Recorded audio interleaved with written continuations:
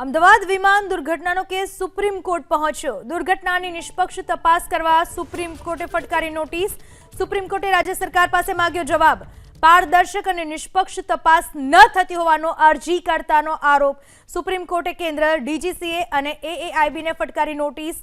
100 દિવસ બાદ દુર્ઘટનાનું સાચું કારણ સામે નથી આવ્યું એવું કહેવું છે અરજીકર્તાનું। સાથે જ દુર્ઘટના માટે કોણ જવાબદાર એ પણ નક્કી નથી થઈ શક્યું। જાખી વિમાન દુર્ઘટના બની હતી અને 250 લોકોના મોત નિપજ્યા હતા। આ કેસમાં 3 મહિના બાદ પણ હકીકતે જવાબદાર પરિબળ શું હતું કે જવાબદાર વ્યક્તિ કોણ હતું, દુર્ઘટના પાછળનું કારણ શું હતું એ હજુ સુધી સામે નથી આવ્યું। એટલે કેસ પહોંચ્યો સુપ્રીમ કોર્ટ પાસે। સુપ્રીમ કોર્ટે જવાબ માંગ્યો, નિષ્પક્ષ તપાસ માટેનો આદેશ કરવામાં આવ્યો છે। રાજ્ય સરકાર પાસે જવાબ માંગવામાં આવ્યો છે તો કેન્દ્ર સરકાર, ડીજીસીએ, એએઆઈબી આ તમામને નોટિસ ફટકારવામાં આવી અને કહેવામાં આવ્યું કે 100 દિવસ બાદ પણ હજુ દુર્ઘટનાનું કારણ સામે કેમ નથી આવ્યું, દુર્ઘટના માટે જવાબદાર કોણ એ હજુ સુધી નક્કી કેમ નથી થઈ શક્યું।